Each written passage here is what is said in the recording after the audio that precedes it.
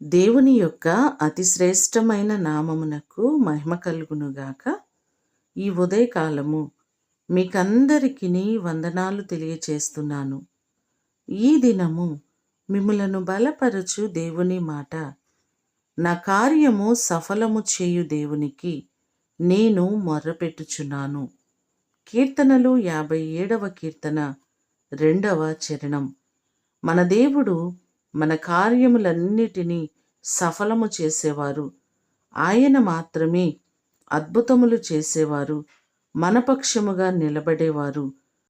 యెషయాగ్రంథము 64వ అధ్యాయము 4వ వచనములో చూస్తే, తన కొరకు కనిపెట్టు వారి విషయమై నీవు తప్ప తన కార్యము సఫలము చేయు మరి ఏ దేవునిని ఎవడును ఏ కాలమునను చూచియుండలేదు అనే మాటలు మనకు కనబడుతున్నాయి.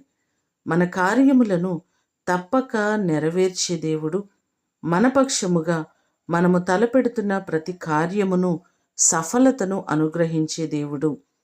మీ అందరి జీవితములో ఏ కార్యముల కొరకు మీరు ఎదురు చూస్తున్నారో ప్రతి కార్యమును దేవుడు సఫలపరిచి మిమ్ములను ఆయన బహుగా ఆశీర్వదించునుగాక.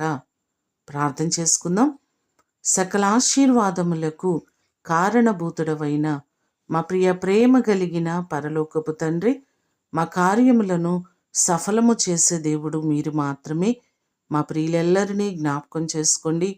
ఏ పనులు జరగక వారు ఇబ్బందులు పడుతున్నారో ప్రతి పనిని సఫలమగునట్లుగా మీరు చేయండి.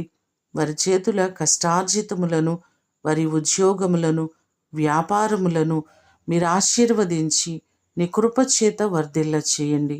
ఈ దినము కొరకు వందనాలు, కృతజ్ఞతలు మీకు తెలియచేస్తూ యేసు నామమున అడిగి వేడుకొని పొందియున్నాము తండ్రి, ఆమేన్.